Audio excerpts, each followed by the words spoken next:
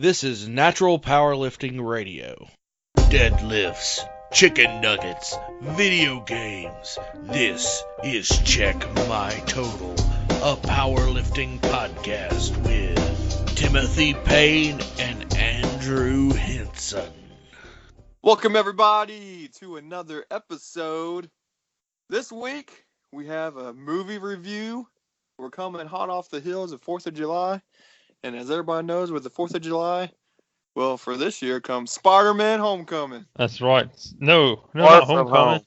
Far from home. Homecoming Oh, was the last one. Oh, I'm 2 years behind.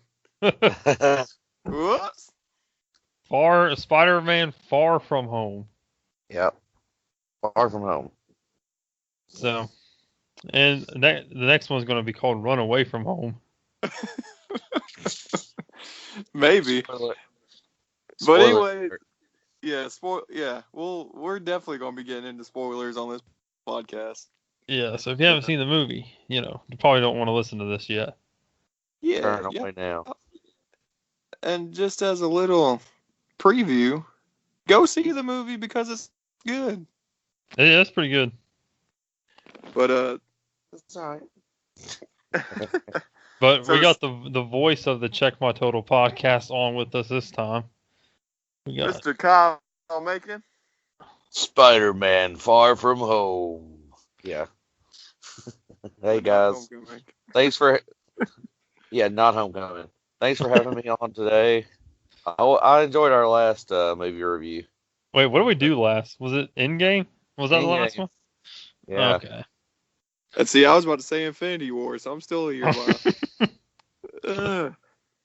It's hard to keep all these movie titles in check. It is. I'm curious as to when the next movie will come out. I think this was the last one for Phase 3 of the Marvel universe. Yes, So, it was kind of the ending story.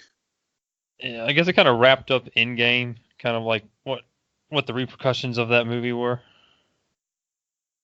Yeah. Yep. And I'm just gonna go ahead and say it. So, spoiler warning, because this whole thing, I don't know. Y'all just need to go see the movie first. But everybody knows at the end of Endgame, pretty much everybody dies. That's all the important people. Tony Stark So dies. not all the people die, but yes, Well, important players die at the end of Yeah. Endgame. which I guess the main one's Tony, as far as us talking about Spider-Man. The one Yeah. that's had the Yeah. biggest impact. And for all, known purposes, Cap and you lose Black Widow. I thought it was interesting at how at the beginning of the movie, Betty, she is Betty Brant, right? Who's Betty Brant? Yes, Betty Brant, the blonde chick. Oh, The one the that girl. Yeah. Oh, the news girl. Yeah. I love that they started the movie with a high school News TV channel. show Yeah. dedication video Yeah, that's So- true. to explain where they're at this point in the story, because that's what it was for. I mean, it was kind of like, Yeah. as we left everyone, Iron Man's gone, Captain America's gone, Black Widow's gone, and so at the end of that story, everybody, kind of assumed, we didn't know what was going to happen, right? So it was like, how are these kids who come back going to handle the fact they've been gone for 5 years? Yeah, Because that's true. And the newscast half of hits them- on like people like popping back when they're still the same age. Yeah. And they called it the blip, which was interesting.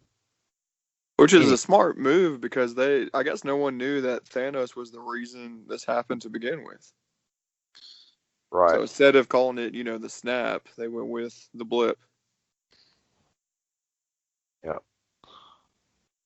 And I guess the way I understand it is if you didn't get disappeared with the blip, that you actually aged 5 years. But if you did disappear and came back, you were the exact same. Yep. Okay.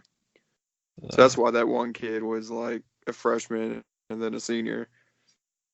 Right. The one chasing Michelle. Yeah. No, that's it right there. I mean, yeah, these kids who are in like 8th grade or 9th grade are now seniors because it's been 5 years. So, story picks up in 2023. They made all the kids that got blipped out start over their grade. Yeah. And so at this point in the story, they've been in school for a year and they're getting the summer off. So they're taking their summer trip, class trip. And just by coincidence, all of Peter Parker's friends blipped away too. Yep. Because none of them age. That's true. That's a good point. Well, you got to keep the storyline. Yeah. You got to keep your actors. And it's comic books. You can't get too in depth with it. Yeah. Because I love how people always try to find like a million plot holes and to tear a story down. Like, man, just enjoy it. That happens in everything. Let's actually stop for a second because the very first scene was not the dedication scene. That rolled over the Marvel intro card. The very first scene was Nick Fury and Maria Hill getting out of their car in Mexico. And a cyclone had hit. And you see an Iron Man landing, because it was an Iron Man landing, of this mysterious character. And this big giant dust monster, earth monster, kind of comes up out of the sand. Mm-hmm. And we get our first look at Mysterio. Man. So I guess that was to explain and set up how he got hooked up with Nick Fury. Yeah. Right. Okay. Yeah, so that happens. Then you have the title card, the Marvel title card with "And I Will Always Love You" by Whitney Houston. And it rolls in the high school explanation. And then basically we get to Parker talking about his high school trip with his aunt.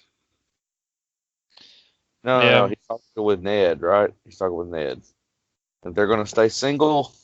Oh, yeah. Because American guys, because Europeans love American guys. That's right, they do. European girls love American guys. Man, I'm telling you, nothing gets them going. Nothing gets a European woman going than stepping off the airplane smelling like that Big Mac secret sauce.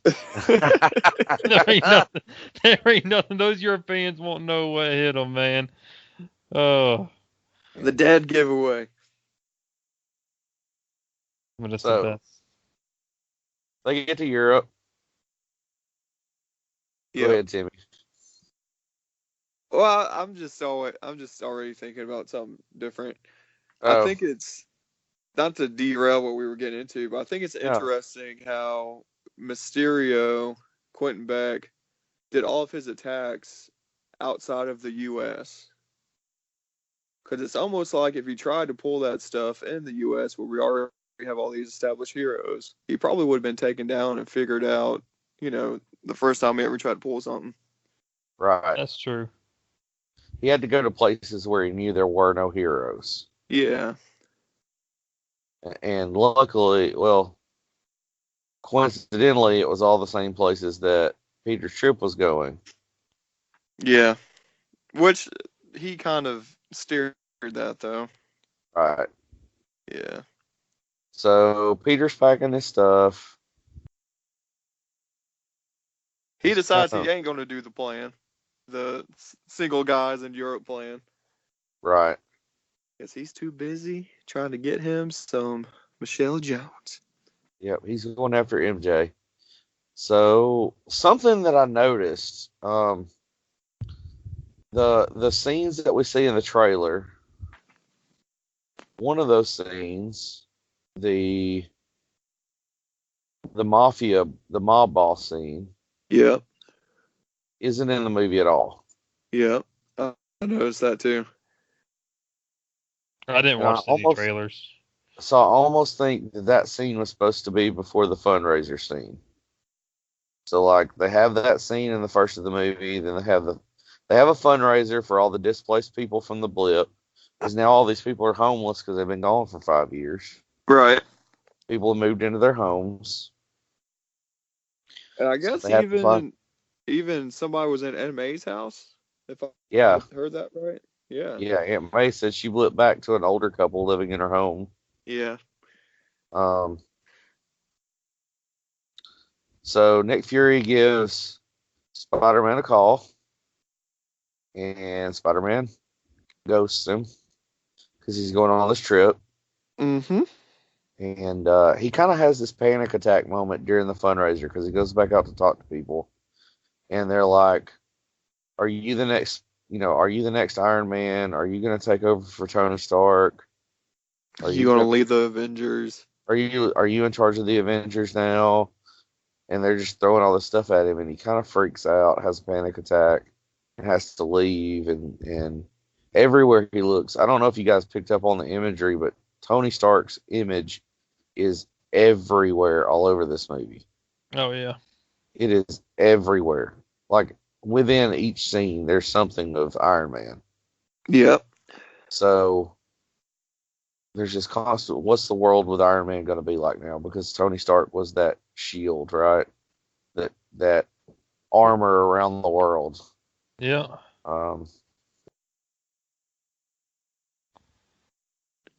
So they go to Venice. I guess. I don't know. What? They go all over the place. Oh, okay. So they go to get on the airplane, getting back to the MJ part. Peter's got this grand plan. He's gonna settle down with MJ. He's gonna make it happen, and Ed's trying to talk him out of it. Well, they get on the plane, and he's like, "I've got to get next to MJ." One of the kids who wasn't blipped at age 5 years is also interested in MJ. So you've got one of these awkward love triangles that happens to people in middle school and high school, where it's like one person likes a person, but the other person also likes this person. So you've got two guys competing for the same girl, and they know the other guy's competing for that same girl to win her. And so it to me, that whole dynamic was very realistic. Like it was stuff like that actually happens. And so like people try to talk other people out of dating people, and but you should date me. So this whole thing's going on. It was awkward, but it was realistic. So what did y'all think about the teachers having a larger role in this movie compared to the first one?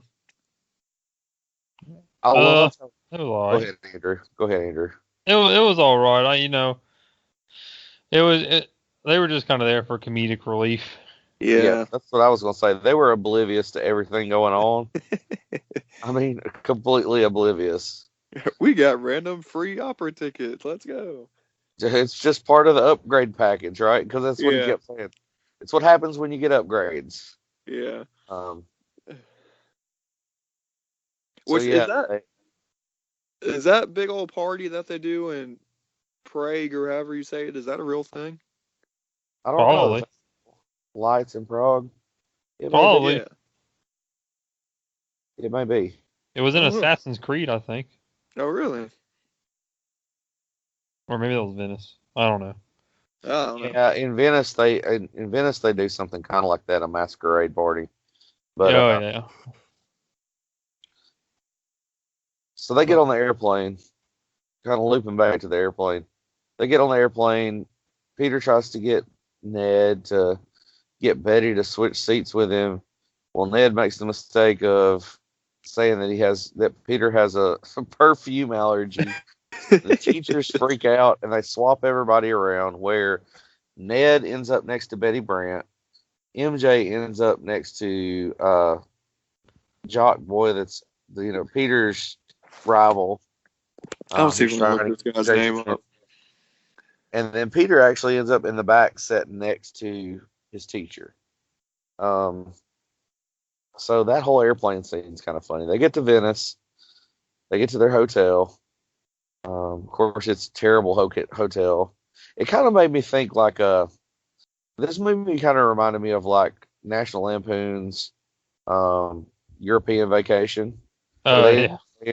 in these like terrible hotels and stuff because they're on this free extended trip for winning it. But yeah, they end up in this bad hotel, so they're out looking around. Peter sneaks off, gets the Black Dahlia for MJ. He comes back and meets up with her, and they're taking pictures, and that's when it all goes sideways.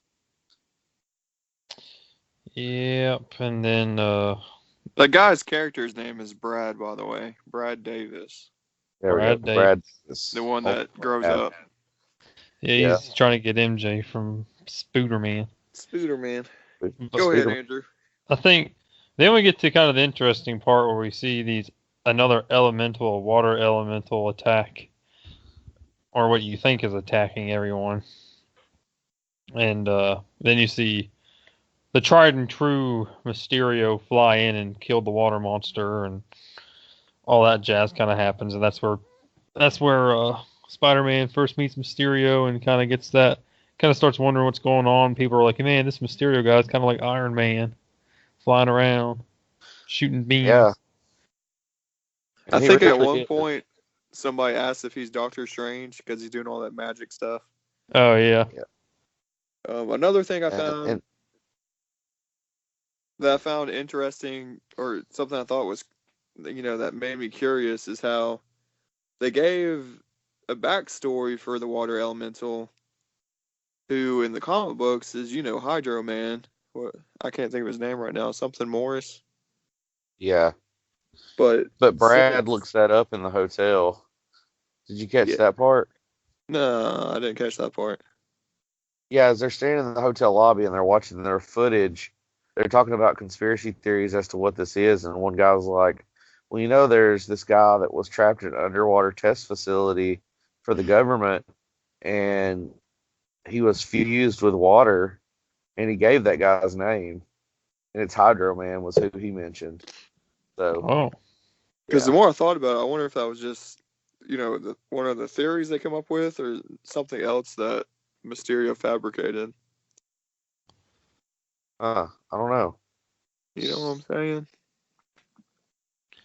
If Hydro Man I hope not, or was the yeah. Because it'd be cool to have a Hydro Man in one of the movies, like the real one. Yeah. So are the elementals real? Like, is that a real thing, or is that just something Mysterio made up? Well, in the comic books, Molten Man, Hydro Man, Sandman, and I'm missing one. Wind Boy? Is there a wind guy? I think that's what Sandman was the... Oh, was the Wind Boy? Yeah. Oh, I don't know. Earth, wind, water, and fire. So I guess that first one, the cyclone type thing, the sandstorm type thing, was supposed to be wind. Because the Molten Man's like the fire. I don't know. There was only 4 elementals in this movie, though. Yeah. Well, anyways, yeah, they're real people in the comic books. They're like a real villain group. So they kind of played with that a little bit in the movie. So I liked how they handled Mysterio really well in this movie. Yeah.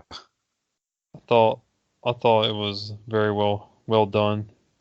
And I guess we can start by saying, the real reason what made this was cool was what kind of set up this whole up was Edith. Yeah. How Tony gave Spider-Man Edith those glasses. Do y'all remember what it stands for?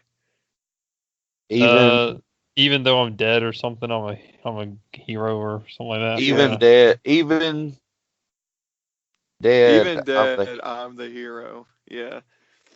Which is just, another funny thing that you can see Tony saying. Yeah. So And what do those really, glasses do, Andrew? Well, I guess the glasses do anything you want.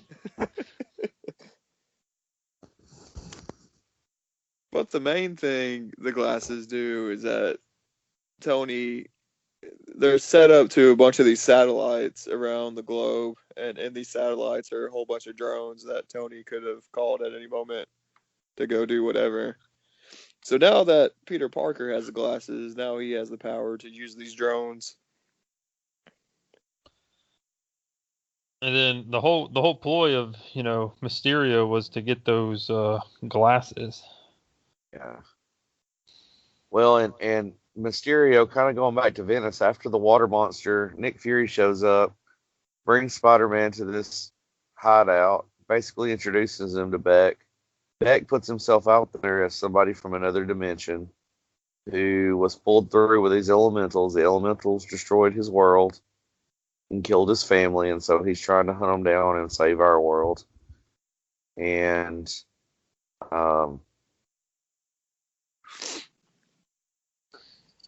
so even before that, you even know Mysterio is the bad guy in the movie, I never bought in that the elementals could destroy the whole world. No. Yeah, I don't know. Because it's just not a threat. We just got done with Thanos. Yeah. and now you're going to tell me that water going to kill everyone? Yeah. Well, and it's that it wasn't even all of them combined. I think they were saying just the Molten Man was the one that destroyed. Yeah, the Molten Fire Boy is going to drop metal on the core of the Earth, and I was like, and the more he absorbs, the more powerful he gets. Yeah. But yet, when he gets to this Earth, he should have been massive if he consumed all of the last Earth. Yeah, that's true too. I didn't even think about that part. So there's inconsistencies in his story, and so they fight. They fight Hydro, the water elemental.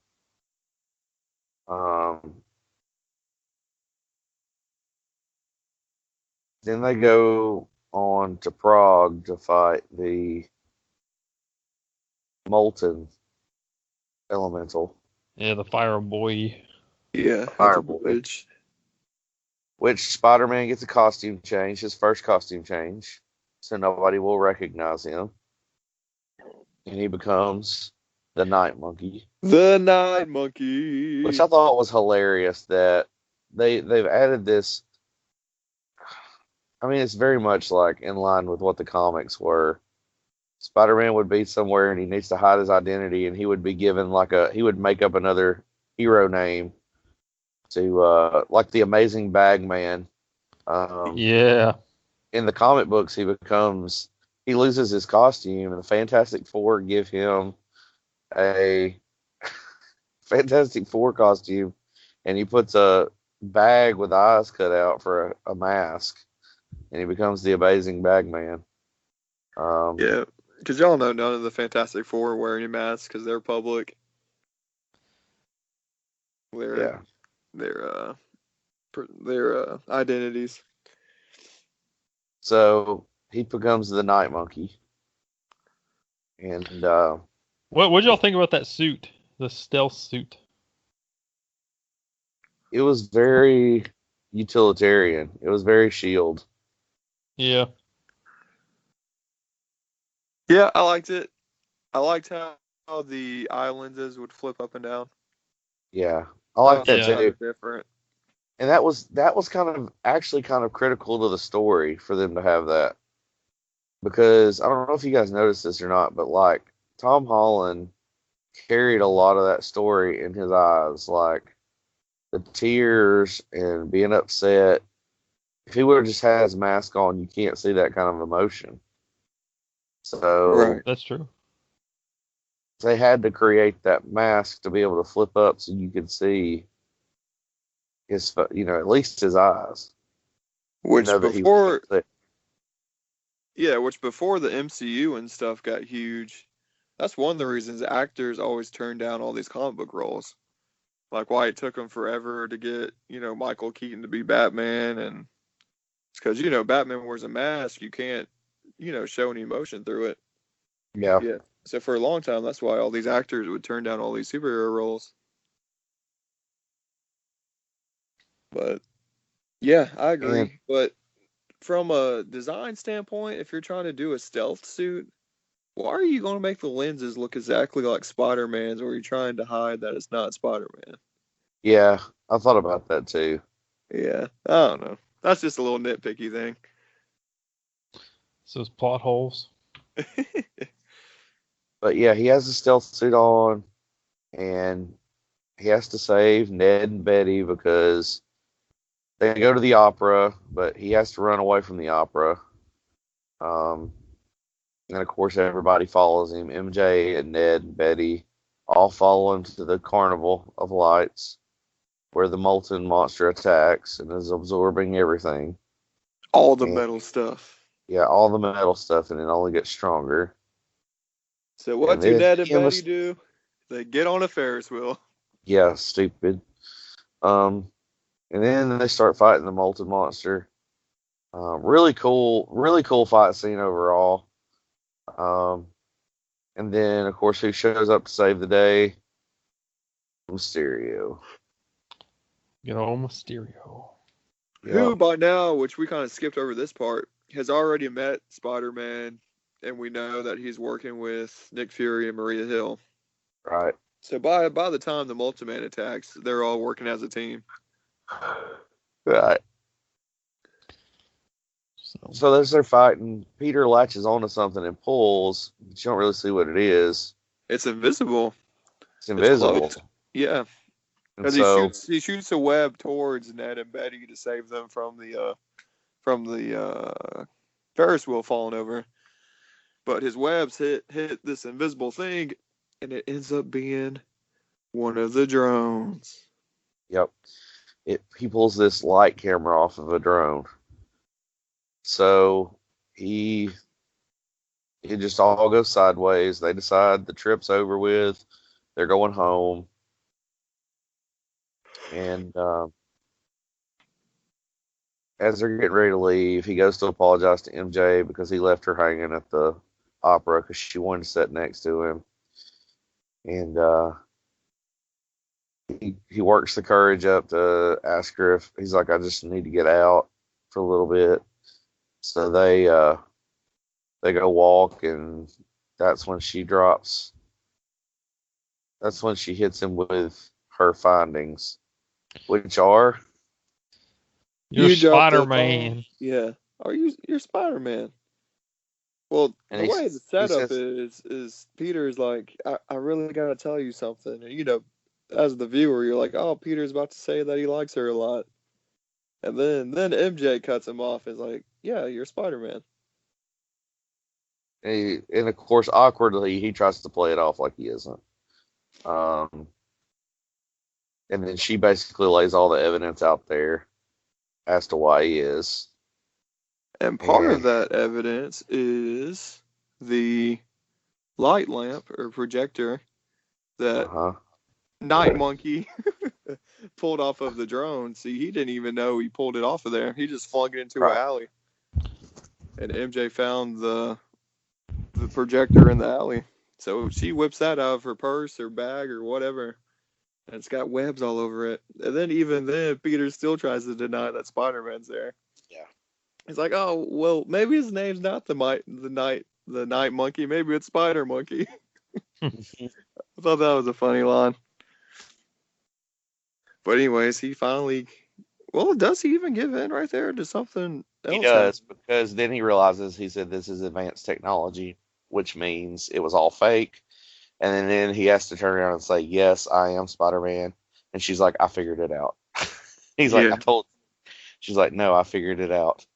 So that was a cute little kind of back and forth there. And then, so then they decide as a team, they're going to he's got to get in touch with people. But at this point, after they fight Molten Man, we skipped an important piece of the puzzle.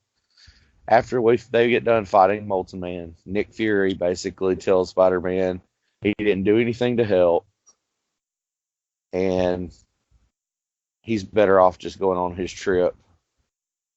And so Peter Mysterio wants to go get a drink with Spider-Man, which I thought was funny because he was like, I'm only 17. Yeah, it's like I'm not 21. So they go to this bar and they're talking, and he's like, I'm never gonna be Tony. I'm never gonna be Tony Stark. I can't be. Nobody can ever replace him. Blah blah. And so Mysterio's like, put on the glasses. Let's see. He goes, those don't really look like you. And then Spider-Man has Mysterio put the glasses on, and he's like, oh hey, those look like you. So Peter turns Edith over to Mysterio because he thinks Mysterio really is the next Tony Stark. He's the guy that can lead everything because he's just defeated this giant molten monster. Yep. And you get a really cool scene when Peter leaves. And so Peter leaves the bar. And as soon as he's out the door, what happens, Andrew? Break it down. Dude, all of these people start, like the whole place starts unraveling, and like pixels start displaying, and the whole bar scene was just a illusion. And he turns out that Mysterio is like this king of illusions, and he's got this whole team behind him at the bar, and all of his cronies are like scientists and like people of technology. And then one of his main dudes is, I thought this was really cool. He's one of those. He's from the first Iron Man movie when what's his face? Obadiah Stane. Obadiah was yelling at him to fix the arc reactor. Yeah. And these are all ex-Stark employees who are mad, which kind of makes me feel like they're getting ready to set up AIM. Yeah. Which could be interesting because they're all scientists who basically are using their technology for evil. What is that? Advanced idea mechanics or something like that? Yeah. Anyways, that's where MODOK comes in later on. But anyways, this group of scientists are all mad at Tony Stark, so they've banded together, and now they knew about Edith because it's based on the barf, which Quentin Beck created. If Quentin Beck is his real name. True. Yeah. Yeah, so they they basically have come together to get their technology back and to take it out on Tony's legacy. Right. So then they figure out they're on the bridge, all the declarations of love. Well, not declarations of love. Basically, that Peter's Spider-Man. They realize Beck's line. Now he has Edith. And that he'll probably strike again. And so Peter knows he can't contact Fury in the normal way. So he has to get to Berlin. That's what it is. And so he jumps. He basically calls Happy Hogan and tells Happy. No. He gets Ned to call his Aunt May and tell his Aunt May to tell them that he's going to visit family in Berlin. Right. So he jumps a train and goes to Berlin to meet up with Nick Fury. And he meets up with Nick Fury, who picks him up outside the train station. And he goes to talk with him. And they're in an office. And basically they figure out, while Peter's on his way there, they figure out that they're missing a light thing because Mysterio's running through his practice for the next.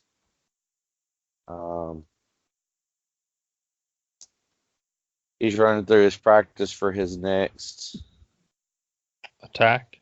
Yeah, attack. There we go. And as he's running through his practice for his next attack, they realize one of the lights cameras is missing, and so they have to go and figure out where they're at. And they figure out Peter. They look at the footage. And they figure out MJ has it. I almost said Mary Jane. MJ has it, and that Peter is with him. And now he's like, well, now I have to kill Peter. And as it goes on, Mysterio gets crazier and crazier. Yeah, he does. Like he's goes from being pretty cool to when Peter leaves, he gets crazy about getting Edith back, and then he gets crazy. He gets crazier as the movie goes on, and he's dialing up the destruction level on these drones as they're practicing. And then he realizes one's missing, and he kind of turns on the scientists that are working for him a little bit. Mm-hmm. And then they're in Berlin for what I think is one of the coolest scenes of the whole movie, which is he meets up with Nick Fury, and Nick Fury takes him, and he's like, well, who else knows about this? And as Peter's standing there, he realizes, wait a minute, why does he need to know who else knows? And his spider sense goes off, except they don't call it spider sense in the movie. The Peter Tingle. Peter Tingle. Actually, he gives up the names before he realizes it. Yeah. Yeah. He says the names and then realizes, oh, wait, that's not good. Yeah. And come to find out, it's because it's Mysterio. Mysterio, again, has created this whole world. And you go into this most crazy fight scene ever. Yeah. It was pretty wild. It was pretty cool. Yeah, we had some friends that went to go see it in 3D, and they said that was one of the coolest things they've seen. Yeah. So it's like a dream sequence, but it's not a dream sequence because everybody's awake. But it reminds you of what happens to Batman in the Arkham Asylum games when you fight Scarecrow. That's what it reminded me of. You know what I'm talking about, Andrew? Where you're like drugged and stuff, and like Scarecrow's big. Yeah, you got all the illusions going on. Yeah, I vaguely remember those portions. When really, Spider-Man's just like falling through this empty warehouse. Yeah. It was really well done. Great CGI. Yeah, and so they basically have this giant hallucination scene. It's not really hallucinations. It's just whatever Mysterio is wanting to show Spider-Man is what he sees. And he puts him through the ringer, and it's crazy. There's two of those scenes in the movie, right? Doesn't that happen a second time, but he fights through it? Yeah, that's what happens. Yeah. Okay. We just haven't got there yet. Yeah, so the whole scene, he does some really cool stuff. He basically, Spider-Man's in the stealth uniform, and when he goes in this dream sequence, Mysterio puts him back in his normal costume. Red and blue. And then he actually, puts him back in the red and blues, and then puts him all the way back into his first one, which was his homemade suit. Yeah. His underoos suit. Yeah. So he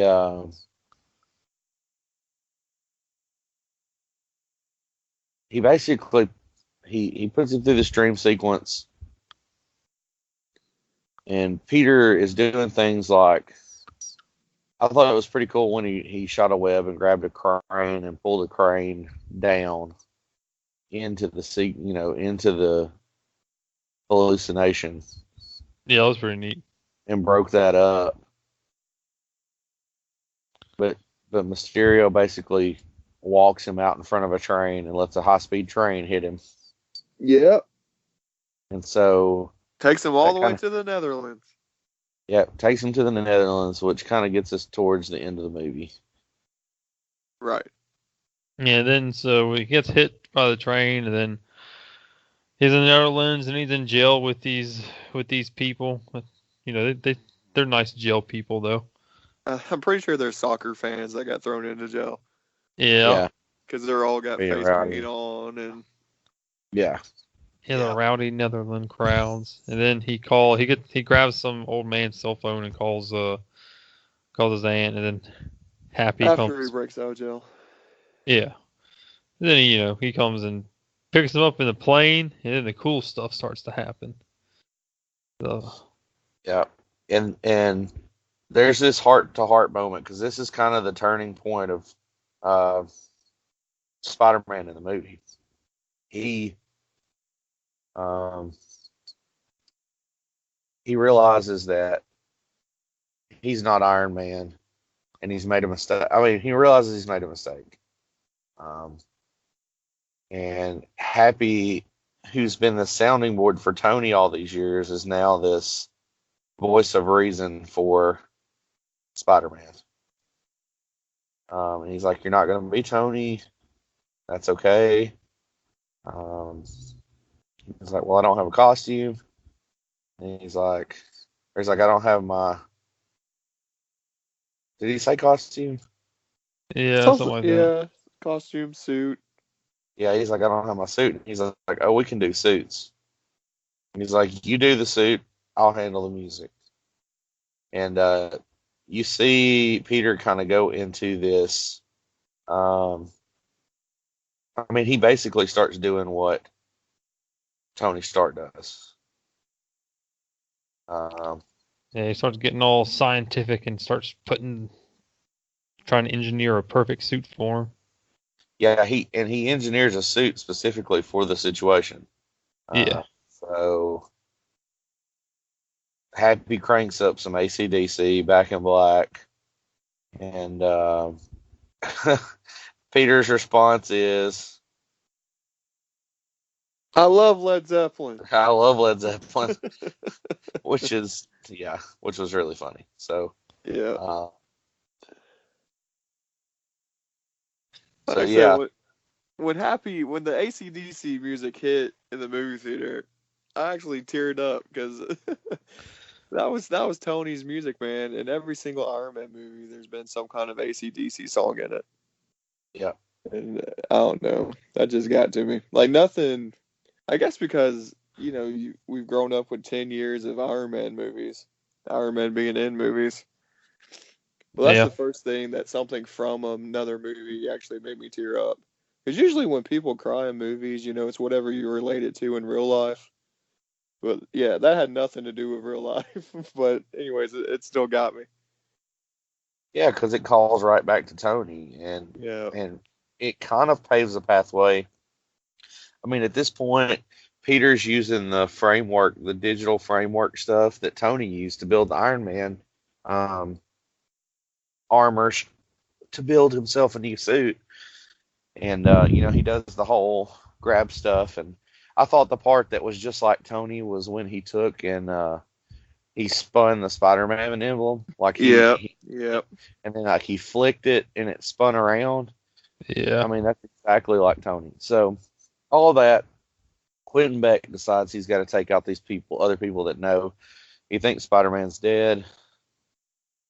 And so he decides he's going to make a final show in London to make himself, be the ultimate Avenger or whatever, and show himself to be this superhero. And he's got it all staged, but he's planning on killing Ned and Betty possibly, as well as Nick Fury, Maria Hill, and MJ. He's going to take all the three of them out in this elemental attack. So it starts. They're on a bus. It starts, and who shows up but Spider-Man. He In his realizes new suit. in his new suit, Ditko inspired suit, right? So if you go back to the 60s, 70s, the comics, they used blue, but it was a dark shade of blue that looked almost black. So Spider-Man's costume for a long time looked red and black. Yeah. And had these web gliders in it. So all of that's in there, looking awesome in the Ditko inspired suit. Parachutes in. And starts to he knows that if he can get on the inside of the illusion, then he can start attacking all the drones and taking drones out. And that's what he does. Plows through the drones. I like the whole jumping from drone to drone thing and attaching them with spider webs. So that he could electrocute them. Yeah, so he could run a shock through his web. Yeah. Which the electro webs were in the comic books, right? Oh yeah. Yeah, he designed the electro webs. So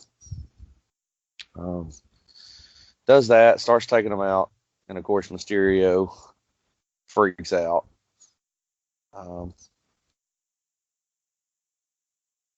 And we get some funny stuff with Happy, and this is in the trailer. Happy lands the plane. He's supposed to get everybody to safety, and Mysterio blows the plane up. And they only find out where they're at because Flash Thompson is live streaming the whole live thing. streaming everything. Yeah. So they go through a little fighting. The other teens, his friends, Happy is with them. They all run to the Crown Jewels safe. They're in London while Spider-Man's fighting the monster on Tower Bridge.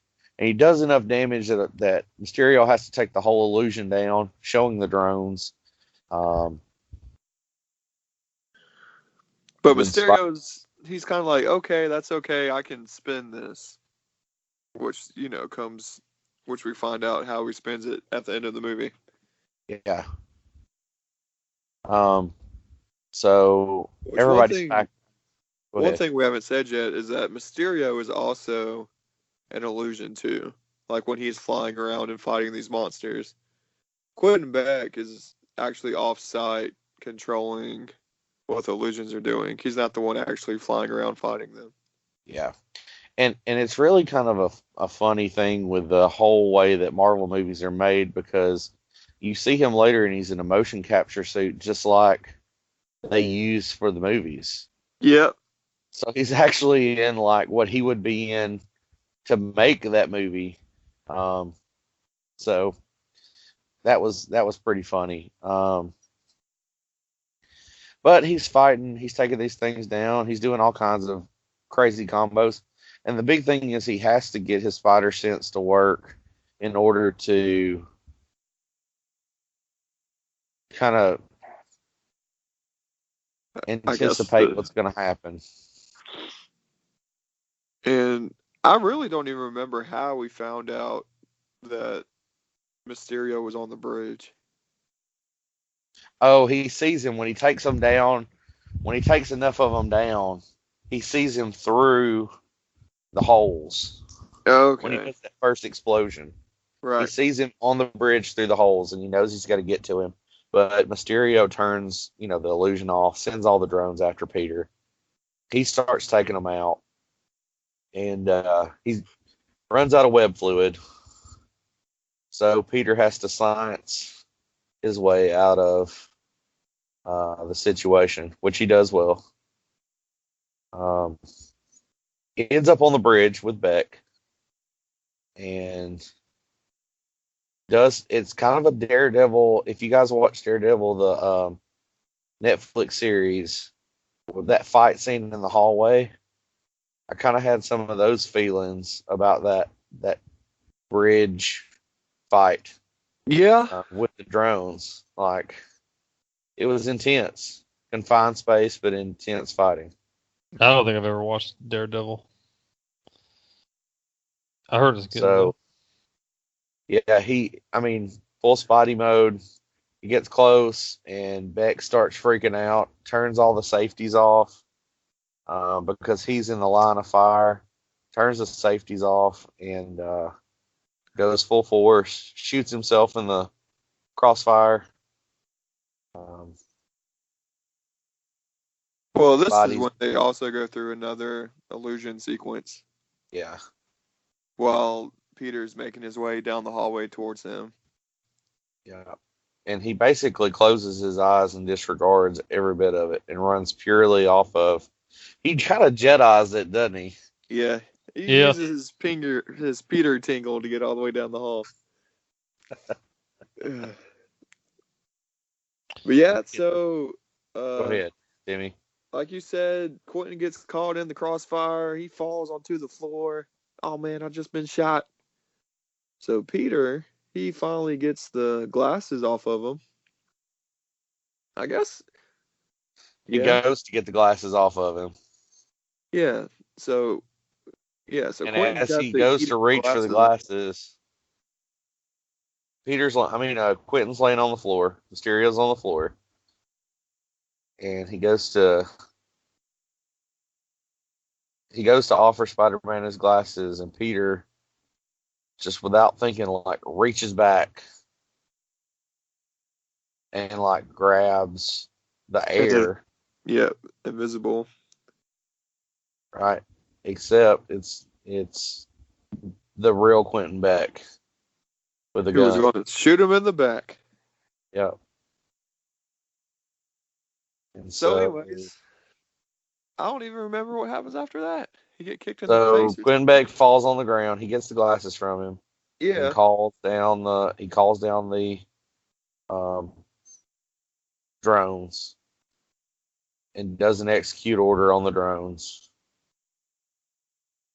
And so all the drones go back to the platform and stay there.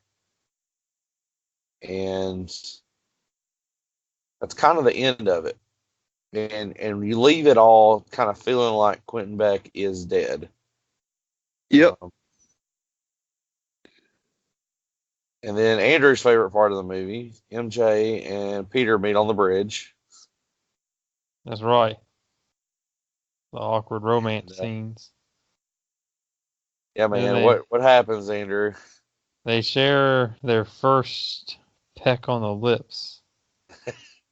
And man, it was awkward. It was. But then they shared a second one. And it was still awkward. And the that third one, though. That's where they found their groove, was the third one. So they're going to meet each other back at home. And then the movie kind of just dies. It's kind of like it starts dying down. All the conflicts are solved, and then you kind of get into like the credit scenes, which I thought were I think the credit scenes for this movie were some of the best, and it leaves you hanging for what's to come. Yeah. Did you notice the Spider-Man PS4 Easter egg, Andrew? While he was swinging through the city at the end? I don't think so. Well, he takes his cell phone out to take a selfie while he's swinging through. Yeah. But the pose and the selfie is the exact same, like, peace sign as pose that you do in the video game. As the Spider-Man game, yeah. Yeah, I thought that was really cool. Yeah. Also, the Spider-Man game they came out with the stealth suit and the dark blue red suit. Cool. They gave you that. Yeah, they gave you that for free in the game. Oh, I won't have to go back and download it then. I didn't know that came out. Yeah, I got on it the other day and checked it out. It looks pretty cool. Oh, sweet. Well, good. But so yeah, in the end credits, he meets MJ for a date. After he has a conversation with Happy and Aunt May, who have been romantic themselves the entire movie. Well, Happy thinks that they're dating, but Aunt May doesn't. Right. And Aunt May, it's really funny because in the comic books, there was kind of this running joke within Spider-Man for a long time. Aunt May like dated and married all kinds of people in the comic books. Like seriously, she did. She married Doc Octopus one time at one point. Well, his dad. Yeah, so I mean, there's all these kind of yeah. So Just Happy weird thought it people. was something serious, and Aunt May was just like, it was just a summer fling, um, which was kind of funny. Jon Favreau is always funny in those movies. But he meets with her, and it ends with the one, the only, J. Jonah Jameson. Yes. Who is J.K. Simmons? J.K. Simmons Reprised his returns. role. Yes, as J. Jonah Jameson, which is, he's quintessentially the best. I mean, the only human being I think alive who could play J. Jonah Jameson as written in the comics. Yeah. And so the whole thing ends with Mysterio, the great hero who saved our world from the elementals, because normal people still think that this is all real. Right. That Spider-Man killed Mysterio. And so the movie ends on the same line that Far From Home kind of ended on. Right, but you skipped the biggest part. So Mysterio's laying there, about to die.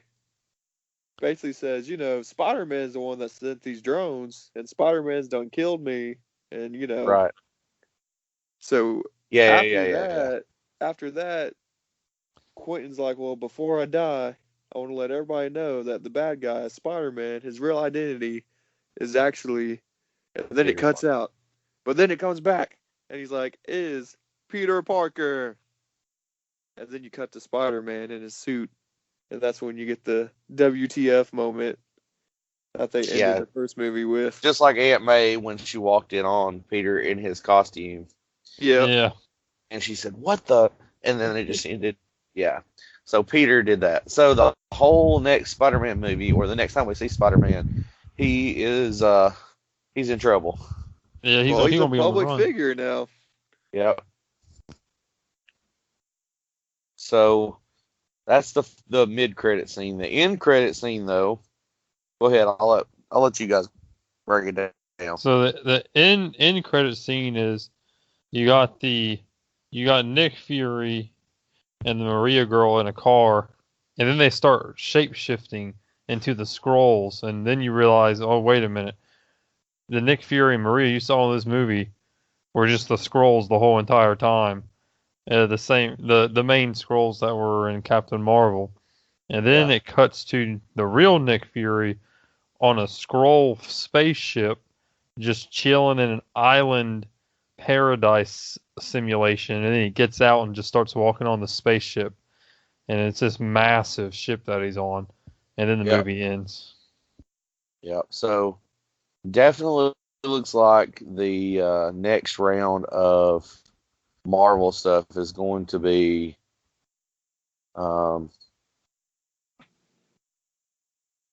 cosmic for sure. Heavily cosmic. Yep. So, but let's talk about some other theories we got from this movie. One of the biggest theories is obviously for this movie it was a lie by Mysterio, but you mentioned a different universe, like a multiverse, and how he was from a different Earth and stuff. Now that all turned out to be a lie, but do you think this is a precedent that will, at some point in the Marvel universe, do you think they'll open up that can of worms? Well, they kind of touched on it in Endgame with the alternate timelines. right. Yeah. But I don't know if a timeline is the same as a different dimension. But dimensions aren't really Earths. I don't know. It's all weird. Because I guess you could have different timelines in the same dimension, if that makes sense. Yes. I don't know. I think for this movie, I mean, obviously it was a lie in this movie. Right. But I can't rule out the possibility of it because it is a possibility in the comic books. It's an answer in the comic books. So I think they're sticking to the source material pretty strong, which tells me they're probably going to go back to that at some point and say, yes, this has caused dimensional rifts.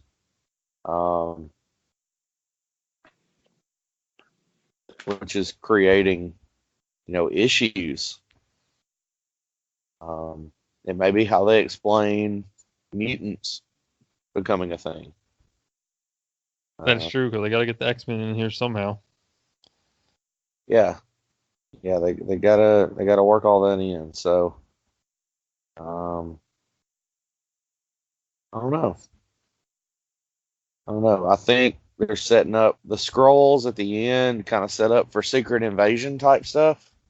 Yeah. And it kind of makes you wonder who's already a Skrull in the universe. The only reason I like Secret Invasion is how it's set up Norman Osborn and the Dark Avengers. Right. But other than that, Secret Invasions is really not one of my favorite storylines. I could take it or leave it. Basically, all the major players, not all, but a lot of the major players in the Marvel Universe are actually Skrulls in disguise. Right. And really, it was people who didn't have contingent powers. Skrulls are stronger than the normal humans, so they could pass as somebody like Captain America. Right. Whereas they couldn't necessarily, or Iron Man, but they couldn't necessarily pass as Scarlet Witch. Right. So, I don't know. So that's kind of the grander scheme of the Marvel Universe, but what do y'all think the next Spider-Man movie is going to be about? Well, here's my theory. I think I've heard rumors that, they're trying to make Spider-Man one of the big Marvel characters, and I've heard rumors that they're trying to do nine movies with Spider-Man. 3 where he's in high school, 3 in college, and 3 when he's an adult. So Spider-Man's got I think Spider-Man's going to be with the MCU for a while. I don't know if it'll be the same actor, but I think the next movie I don't know if it'll be a solo movie, but I could see them making Spider-Man into I don't know, maybe Mysterio's not dead at all. And I kind of thought that myself.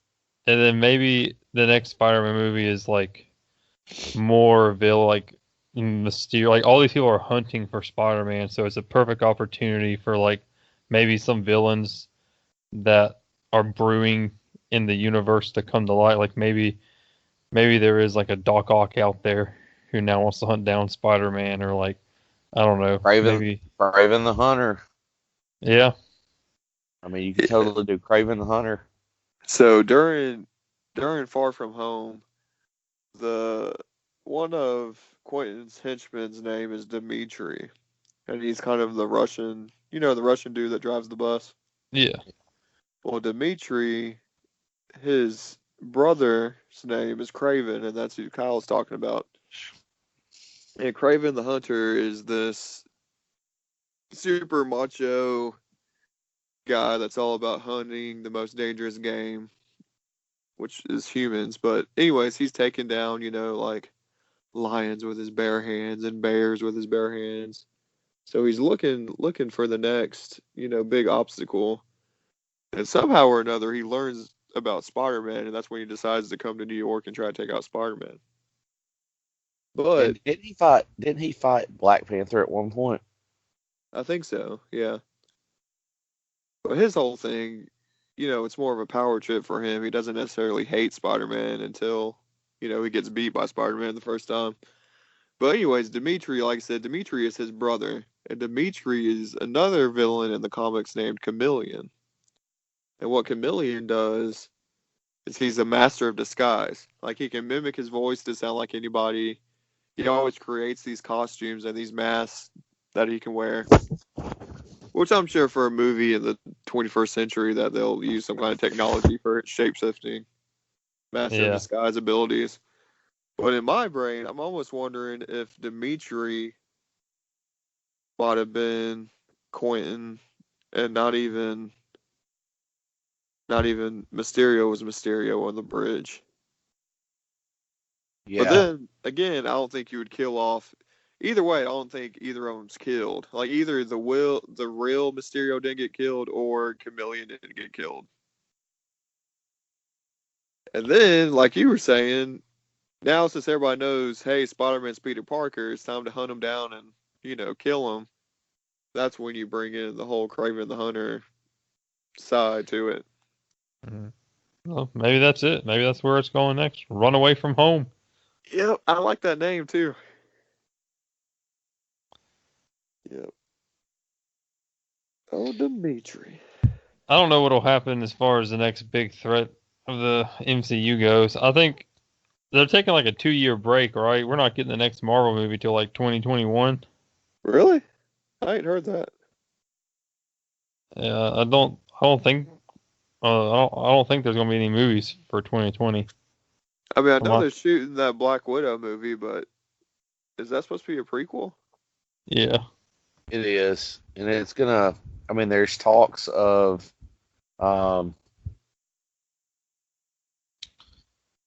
there's talks that Taskmaster may be the bad guy for that movie.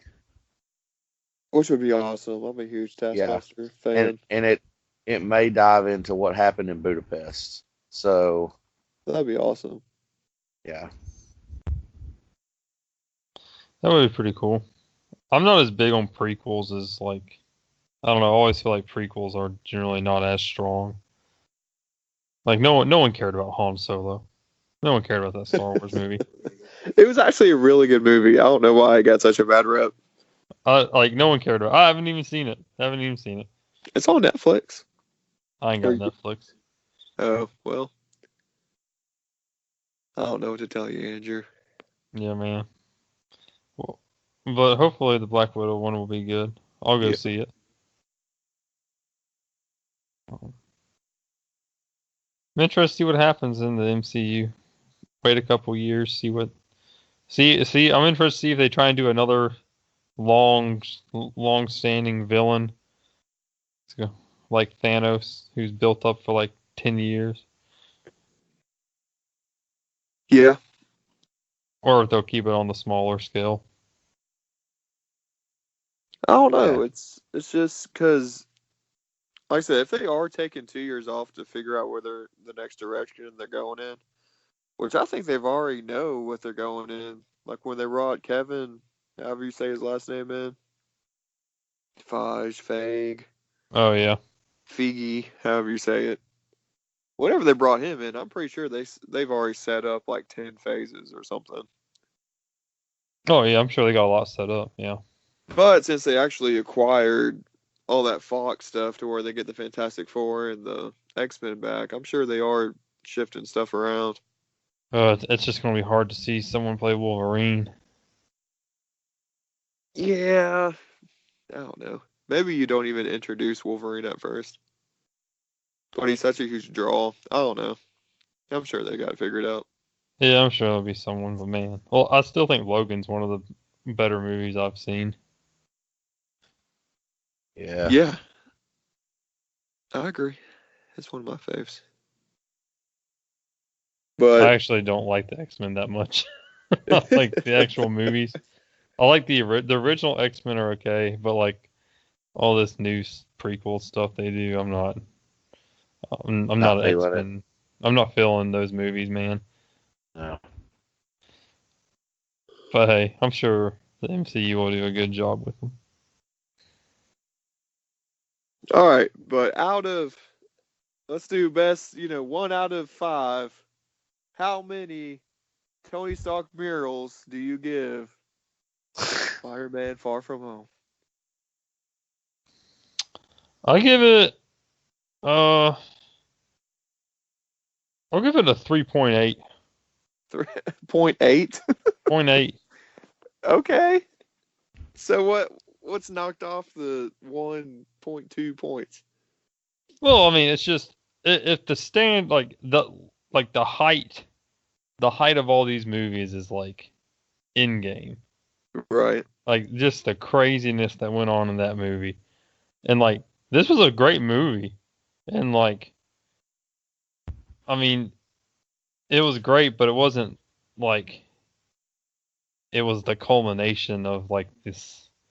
There wasn't anything like super, I Right. guess, crazy going on. It was a self-contained movie. Like they introduce a villain, they defeat the villain maybe, and then they reveal some crazy stuff in the post credits. I mean, I thought it was a great movie. It's just nothing wrong with it. Like on a scale of 1 to 10, I give it an 8. Okay. Maybe like an 8.5. Yeah, we can do 1 to 10 if y'all want to. But on a scale of 1 to 5, you have to adjust for fewer numbers. So a 3.8 calculates out to probably about an 8.5-ish. Okay. What you think, Kyle? 1 through 10. How many Tony Stark murals are you giving it? 1 through 10. I would say an 8 or a 9. I'm kind of torn between the two. It wasn't a perfect movie by any means. There were some plot holes to it. It's definitely a summer blockbuster movie. Yeah. In the truest sense, it had the explosions, it had the action, there was love in it. It felt like a road trip movie, which made me kind of feel good. It was funny. Yeah. But yeah, I mean, I would say probably an 8 point. Yeah, I'd say 8 or a 9. 8 or a 9. Yeah, I'm probably rolling with an 8 too. I liked it. I still like it better than Far From Home. This is Far From Home. What am I talking about? I like Far From Home better than Homecoming. Yeah. And I'd probably give Homecoming like a 7. Yeah. I don't know. I felt like Kyle said, this movie, it was funnier, and I liked that they took it out of New York, which I guess the first one was out of New York too. They went to Washington, but I don't know. I liked all the awkward teenage romance stuff in it. It just had a little bit of everything for everybody, and it was superheroes, and I love superheroes. So Yeah. yeah. So I think the consensus is 8 out of 10 is what we're giving this movie. Yep, I think an 8 out of 10 will work for me. I'm good with 8 out of 10. You heard it here first, people. You heard it there first, people, and I guess that wraps up this movie review. So, time to cue the outro. Spider-Man, Spider-Man, does whatever a spider can. Swings a web, makes a friend, checks your total at 2 a.m. Here he comes, he is the Spider-Man. Up next is the IBP NC State Push-Pull Championships in Gastonia, North Carolina on July 13th. We hope to see everyone there. Please subscribe and thank you for listening. Be sure to follow @CheckMyTotal on Instagram for all the latest updates.